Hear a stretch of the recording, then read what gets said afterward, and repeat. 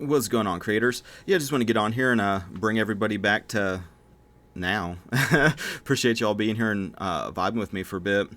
Today I'd like to continue the conversation on mental diets and ultimately just the law of assumption, embodying the desire fulfilled. Which is basically another way of looking at something that Jesus said to do is ask, believe, and receive. So part of the belief, is in the feeling, not so much just in the mind. That's one of the hangups that the logical part of our mind, the old kind of master, that we used to follow, is just the intellect, is another way of describing this kind of mind. The Bible would describe it as like the old man, the old mind that we're supposed to renew.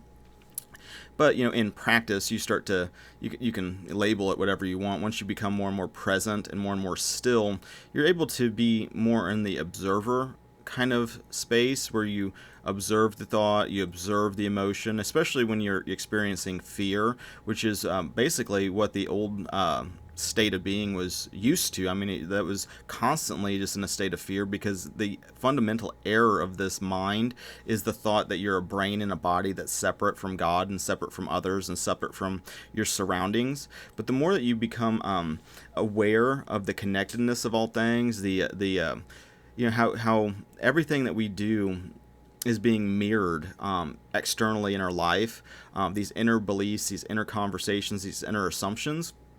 And you know that through experience, through witnessing it with your own eyes. It's one thing to hear it from some expert out here, but it's another when you see it and experience it for yourself. And you can kind of slap a label on it however you want.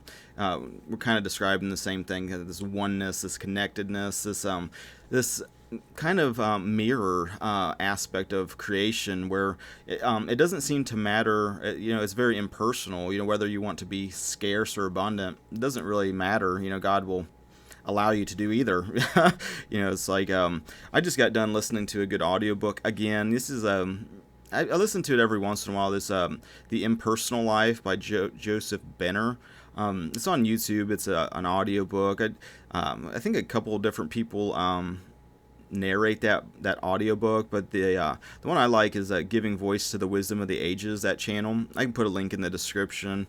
So if you're looking for something else to add to your mental diet, definitely check that out. Kind of getting away from needing the external validations, and looking for like truth on the outside, but you can start to connect with that energy, that emotion of that connectedness that's within you. You start to feel that presence in the sense of like an emotion, got an energy that you can start to connect with more and more, and start to really evolve that more and more so each day. And I think that's really important, because it's one thing to get kind of drift into the world and start worrying about the world's problems. Realize this has been going on. It's like part of maybe what's jarring and shocking to some people is that now that the authoritarianism is now knocking on their door. Well, now all of a sudden it's like, well, can't we do something about this? And whatever that is. I'm not even in that boat, so I'm kind of just like putting my own bullshit on it. But it's just what I'm hearing from people, that are now all of a sudden faced with this choice that they actually have to put skin in the game either way. And where in the past it was like you could sit on the sidelines and kind of be a spectator and watch others. Now you have to be a kind of a participant and really put your money where your mouth is. And so, as someone who's already done that, it's easy enough for me to be out the other side and be like, hey, the water's fine, jump on in. But it's still one of those things you got to put on for yourself, especially when it comes to realizing the promises of God are true. A lot of that has to do with learning that through experience. I could tell you all day long that God's your provider, and I feel like that's like the fundamental error with a lot of the people that are facing fear of losing their job, is that belief that man is their provider, or that you have a master that provides for you, when reality is, start changing that mindset into it's not your employer that provides for you, it's God that provides for you. And the more that you believe that, the more that you see that faith being rewarded in your life. And so, not to sit there and, like, if you're on the fence about something, ultimately go within and figure it out for yourself, what you should be doing, what your body should be doing, because it's a process. It's like an unraveling thing. Maybe what you're doing, you're so focused in on it that, it's preventing you from what's actually real and important. So many variables, but, ultimately the teacher is within you, and so, ask God yourself and figure that out as you start to do. That's a big thing, is doing versus just, waiting, for somebody else to do it for you. I mean, you become the change that you wish to see, because what you see in your perception of reality is a reflection of you. So the more that you change yourself, the more the reflection will change, and the more your interactions with people will change, your perception of people will be different, and you'll learn all this stuff firsthand through experiencing it. It's one thing, when you first start to get the veil lifted, it can be very intense and very filled with a bunch of maybe satanic shit going on around you, but realize that so much of that is what's going on within, being externalized. And through growing your faith, by bringing all of your fears to God to help you get a new understanding, you start to replace a lot of these errors in thinking and programming with truth. And as you do, it's almost like you realize that you're already where you want to be. It's really weird, but it's like, if you had asked, like, maybe 4 years ago about, like, physical reality, asked me about it, it'd probably be like, oh, it's like a satanic Truman Show with all of this evil and all of this going on. Where now, just through dropping fear and growing in faith, what used to appear a certain way, now it feels like, very possible that it's like I'm already in the kingdom of God. It's like once you realize that as you shift your internal state, it has an effect on the outer people, circumstances, events, and all this stuff in your life. You stop raging against the external shadow, and stop fighting and resisting it, because you're strengthening it in the process. You're making it real the more that you do that, instead of realizing it is just a reflection, and again, that's something that you can learn through experience by doing it yourself. And I encourage you to do it yourself. You'll know that's the truth through testing it. We're supposed to be, worshiping God, in spirit and in truth. It was like, what does that mean? It's like, well, you're finding out what all these things mean through your experience of life. So it's like, get into the Bible, and look into this stuff. Ultimately, even that is an external source that, but until you start to learn, like, the teachings of Jesus and applying them, because everything's already been done. It's already in there. It's just a process of realizing it and believing it. It's like the only reason you don't see it in your life is just because of the resistance. You are actually pushing it away, because it feels like death. It's death to an old state. And so that can be very terrifying if this is your first time facing that transition from state to state. But it's another thing once you get used to that and start to see the art of dying. If and that might be kind of crazy to hear, but it's like, as you look at the old state, the old man, the old you, that is, the Bible would describe it as like you being crucified with Christ. You put that old down, and then you embrace this new. A lot of people feel that now with these mandates and all this horse shit that's going on, as like, oh, if I lose my job, it's like a death, because a lot of people make an identity around their job. It's a part of the false identity that the old man makes, the old person, the personality, the old character that we created. A lot of that has to do with our role in society, but basically it's all just stories that we're telling ourselves. It doesn't really mean anything. It's like, I used to tell myself all these stories of like, oh, if I just like, hit these milestones in music, then I made it, and then there'd be like, like in the mind you build up like, oh, there'll be like a parade and people will just love you, and like people, you was like trying to manipulate people by what you're doing. It's like, oh, you get all this adulation and all this shit. But what I experienced was, like, I tell people I was like doing music, most people just kind of looked at me like I was unemployed.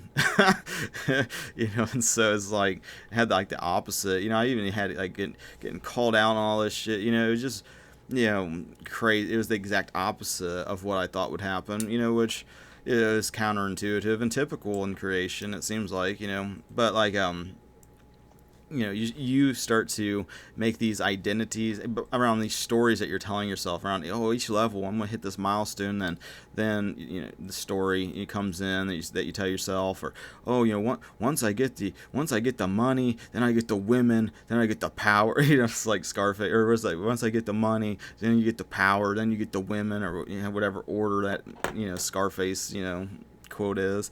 But like, it's all these stories you're telling yourself about whatever your body's doing.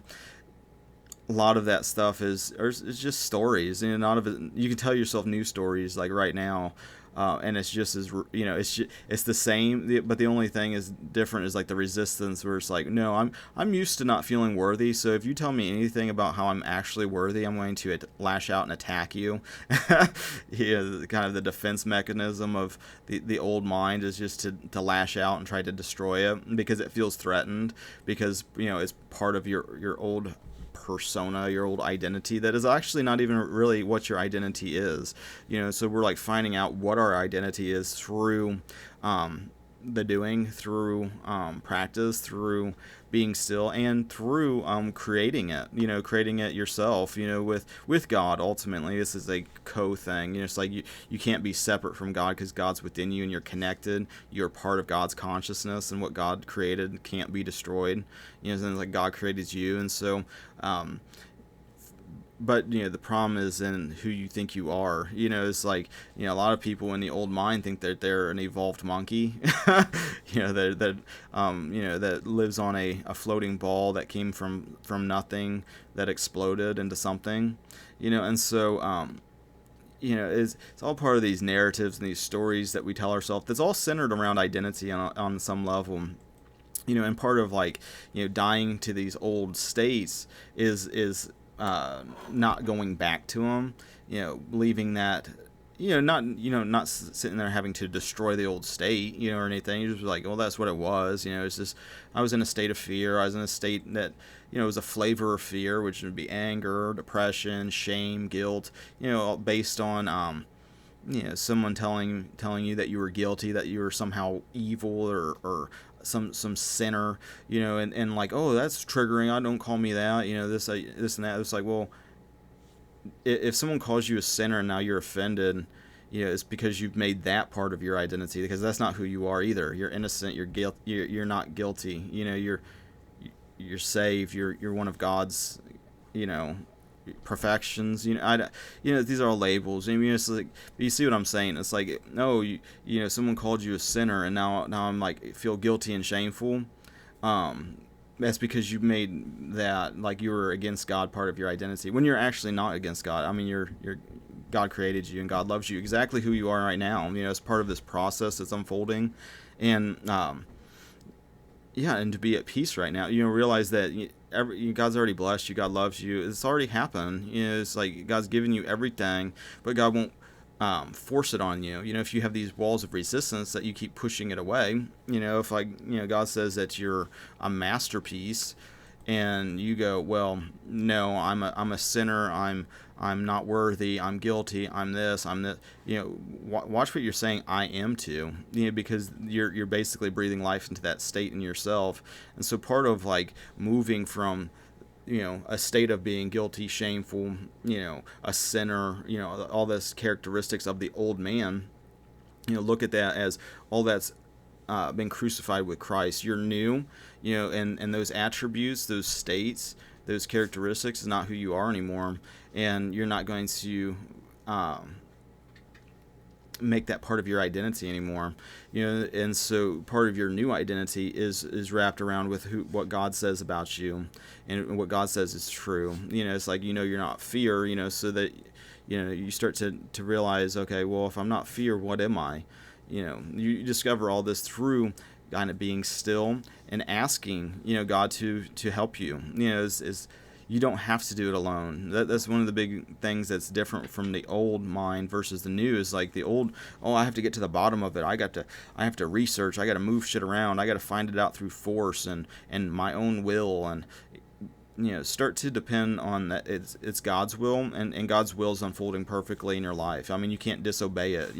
Everything that you're thinking, everything that you're doing in this process of evolving, awakening, all of this stuff is happening perfectly right now. You don't got to worry about it. God's bringing the people, hooking you up with all the right circumstances, events, and all of that's going to be reflected in your life. The more that you embody this new identity, you will start to see that reflected in your life. So it's like, one of the stumbling blocks with maybe the law of attraction, or something like the manifesting type. I'm going to manifest this and this and that. Be careful with that, because it's only ever now. And so where the law of attraction, a lot of times, for me, it just manifested the opposite of what I desired, mainly because I feel because in the present moment it is always declaring what you're not. It's like, oh, I'm going to get more money and prosperity and abundance and this and that in the future. It's like, oh, there's a series of this and that. But it's like what you're always saying in the present moment is, I'm in scarcity, I'm in scarcity, I'm in scarcity. And so there's a Bible verse, there's let the weak say, I am strong. So it's start making the future now. It's yeah, okay, you have, God speaks to you through these desires, but ultimately ask God what to do. But just from my own experience, it's as you as you embody, say you have a flicker of a desire, maybe you want some more money or something. Instead of just the external thing, start to connect more with the feeling of why you want that to begin with. It's do you want that because you want to be free, to feel free? And if that's what it is, if you want to be free, all of these desires have a spiritual reason why you're getting them. And to sit there and just reject them, or try to push it away because you don't feel worthy of it for some reason, or you feel guilty for thinking a certain thing. Realize that God gave you these impulses, these desires, and everything, and ask, how you can use it. What the hang up is. Is it just because there's it's showing you some resistance, or try to get to the bottom of it, but then also realize that you're blessed now, and it's would you, and you're connected with God now, so it's what's the difference between this state where you're connected with God and dying and going to heaven where you're connected with God? So it's do you imagine in heaven you're going to be tormented and raped by an employer, forcing their will onto you? Would that exist in heaven? Because ultimately God's in control of heaven, and so it's you start asking yourself these questions, if that was something you had to deal with in heaven, would that actually be heaven, or would you be in hell? Start asking yourself these types of questions, and realize that part of the dying to the old state is looking at it, realizing that was part of your old identity, but then whether or not you're going to bring that into your new identity is up to you. I mean, that's, where in the old man, you're just constantly reacting to situations and external threats and this and that. The new you is connected with God, and God's in control of literally everything. People can't have a thought or take an action unless God permits it, and on some level plants the seed. And so, with that kind of, way of thinking about it, start to put it into practice more and more so, having these things that you've made this gigantic identity around, reevaluating them, especially if it's being taken away from you or being threatened, and it's part of coercion, from this external threat. A lot of that is just your own fear being manifested, and you are walking through unconscious patterns because of your belief in, man provides for me. Oh, this job takes care of me, and it disregards the idea that God is your provider, or actually has any influence in your day-to-day life. Part of that is where that fear comes from. And so the more that you're able to connect with, and that connection is within you, so it's like the more you're able to still your mind and ask, for a new way to look at this situation, a new understanding, the faster and faster that starts to come to you, and then you can feel that energy from within, that presence and awareness of that, and then also then you start to see it being mirrored faster and faster in your life, and to the point where it's just like there's nothing to worry about. You start to see how fear is an illusion through facing it, through making truth part of your identity, and not believing in errors and lies. Which is why you look around, look at how many people are persuaded by the liars on TV that historically lied and have been lying for decades, provably. And it's like you have gigantic what do they call them, retractions of the lies, and they get no. And it's like they lie. If they get caught, they put a retraction that they put it out, and so they don't put it on the front page. Hey, we were wrong. They put a little tiny little thing. And people continuously would rather trust that over trusting God. And so the suffering that they endure because of that, is they do it to themselves. Part of that, we're all connected, and so the belief in separation separates the person. And so it's like what they plotted to do to others, they're only doing it to themselves. It only affects them, at the end of the day, and they spend the present moment suffering and being tormented and, not having a very good time, when you could just as easily choose not to do that and choose to, listen to God and go on a spiritual thing to discover who you actually are, who actually, how you were actually created, all these mysteries. And that's part of the old mind too, is thinking, oh, we know everything about anything. Just ask me a question. It's like, why is the placebo effect real? Get that conspiracy shit out of my face. It's like, oh, okay, well, you know so much. But, really, when you get down to the bottom of it, if you just get to an understanding of, I know for a fact that I exist. Everything else, I'm able to, let's look at it. That's a good spot to be in. So, with that being said, kind of brushing up on some of these things. I got some handyman jobs to do. I got to correct some things, and I got to paint a bay window. My guy's out. He's out power washing at the moment, and so hopefully, he gets that power washed, and by the time I get to it, it'll be dry and good teamwork for today. When they say teamwork makes the dream work. Oh, I was going to tell you guys too. I started putting these videos on BitChute. So if you're listening to this on BitChute, appreciate you. I start moving all of my stuff from YouTube to BitChute. May in the future, just only upload to BitChute. So I can put a link to that channel in the description. If you guys want to follow over to there, it seems like there's a lot more open-mindedness. I haven't spent that much time exploring the videos and stuff that's on there, but I do appreciate not having to worry about saying the wrong thing, which then could create some drama, with all these like these woke bullshit policies and whatever. It's like I don't feel like participating in echo chambers, and so I'm just heading out that direction. We'll see what happens. I might just leave, because I do find like YouTube to be a good source of like that audiobook I was talking about, and so I don't know. I'm just dipping my feet in and see what it's like, and so I think that's it. So thanks everybody for listening, and I appreciate your support. I appreciate you liking, sharing, subscribing, ringing the bell, all the social networking things. I appreciate your spiritual support and your financial support. Thank you for that. And until the next now, God bless.